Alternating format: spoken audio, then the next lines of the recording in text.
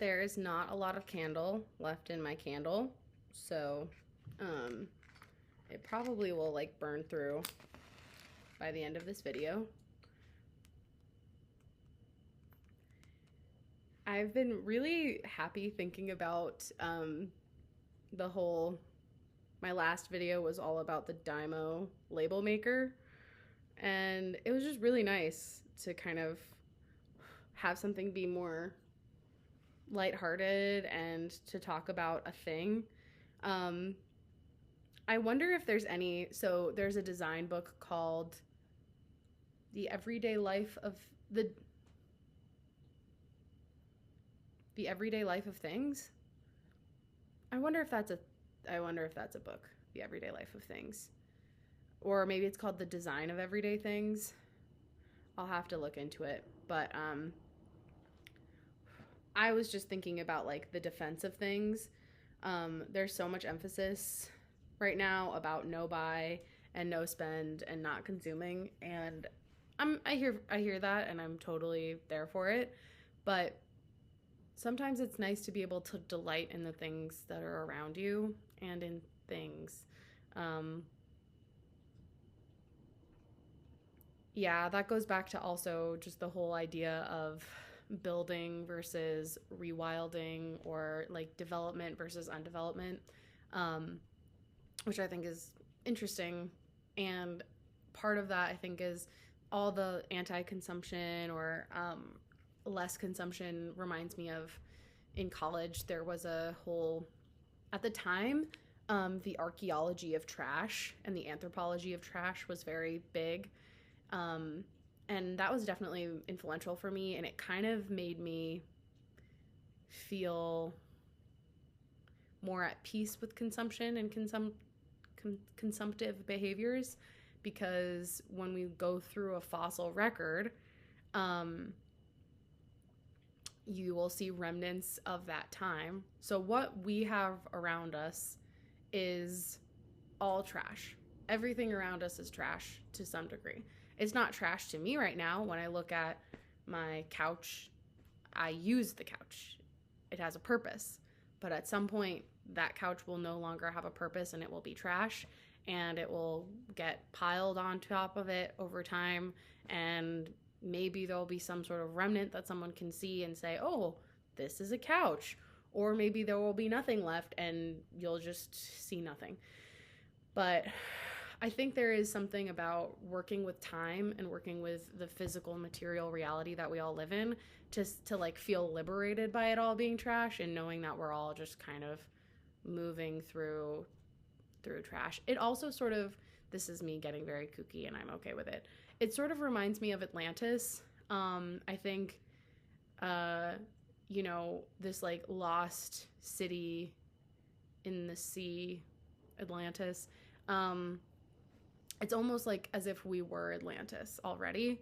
And because, I mean, even places on Earth are below the sea level,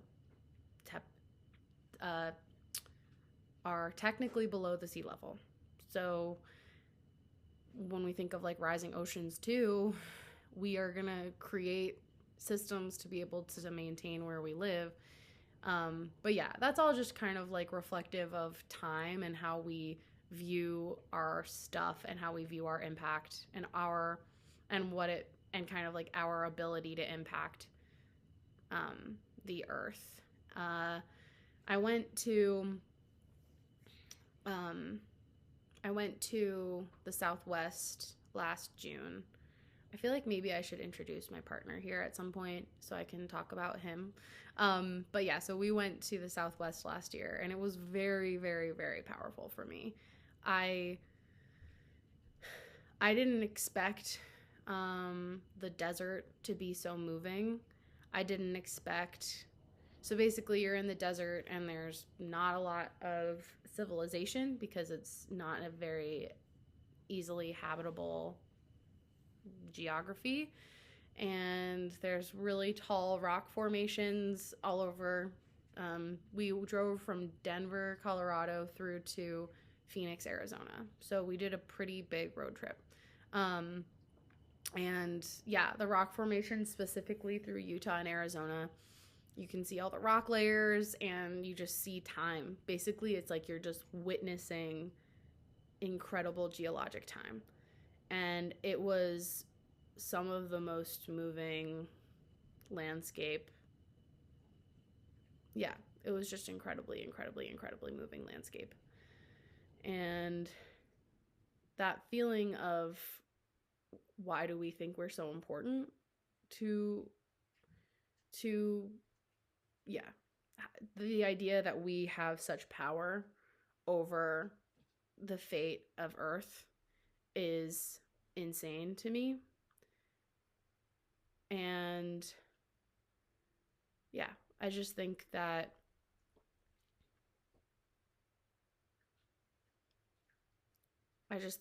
since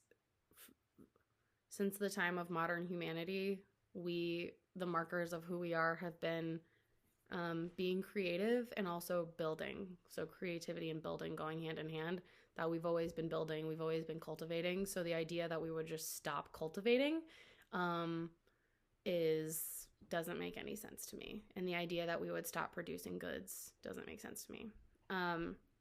So back to my label maker. It was fun to make a video about my label maker, which is a small thing that I work with in my everyday life and that I love. And it was nice to talk about something kind of simple, mundane. That's a thing.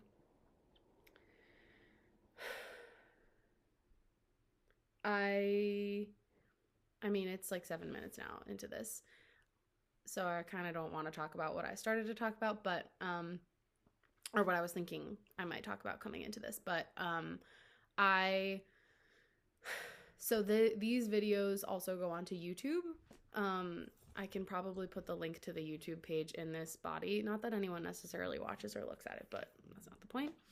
And someone just left the nicest comment on one of my YouTube videos. I think it was a better video so I watch them back now, which has been really, really good for me about this project. I'm not making any comment about my hair, but it's on my mind.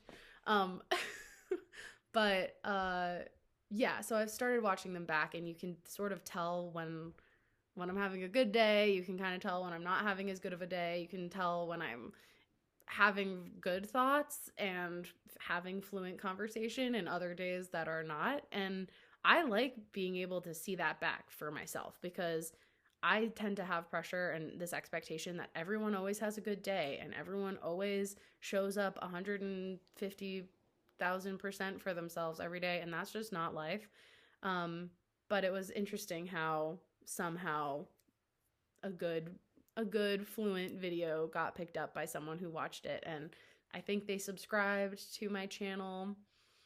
I have 2 subscribers on YouTube, maybe. And I think I have 13 here or something, which is cool. That's cool. But they just left the nicest comment, and I never would have considered that as part of doing this, that people would watch it and would take something really good out of it and would want, like, to the extent that they want to subscribe and want to leave a comment. I never really thought of that as a side effect or a byproduct of this effort project thing. I just have been kind of selfishly motivated by it. So that was really, really nice. And if you are someone who is watching this and you've enjoyed it, or you have something that you want to, you can disagree with me, spar back, or say that you liked something, or say that anything, even something mean, I don't even care, because it's probably good feedback. But it was just like, I never would have expected that someone going out of their way to leave a nice comment about what I've been doing here, which it's not lost on me that this isn't the easiest video to watch. It just really made my day and was really cool. So thank you. If that person is watching again, here's your shout out. And I think I wanted to go into this video I was like, maybe I'm going to talk about forgiveness and Pope Francis, because Pope Francis has been sick for a while, and I have a whole story with my faith, specifically like my Catholic faith and like my Catholic journey, which was very, I mean, Pope Francis is like, to me, the mercy pope, the forgiveness pope, that all being kind of like his angle and is more progressive and whatnot. But I didn't really feel like talking about that. I kind of don't want to go down that road today. Maybe I will in the future. I have a whole backlog. If I really did watch these back, there would be a whole backlog of like, you said you were going to talk about that, and you said you were going to talk about that. But yeah, I'm not going to get into that. I have a lot of different things to do today that I'm kind of excited to dive into, and I just kind of want to leave this here. And yeah. Should I do that? No. All right. I guess that's why like people who make videos and become like YouTubers or content people or whatever, they always end their video the same way and they always start the video the same way. I get that. I definitely understand that it makes it easier to do the thing. It's like ritualized. Maybe that's something for me to think about. I don't really like ritualizing that. But I do get why that happens, and I probably should just open myself up to ritualizing that in some way. That's the real tea. That's the real thing. If you have watched this far, please leave in the comments. Please leave a comment. If you have watched this, please leave a comment of how you like videos to end and how you like them to start in terms of like what people would say. That is what I would love to hear. Okay.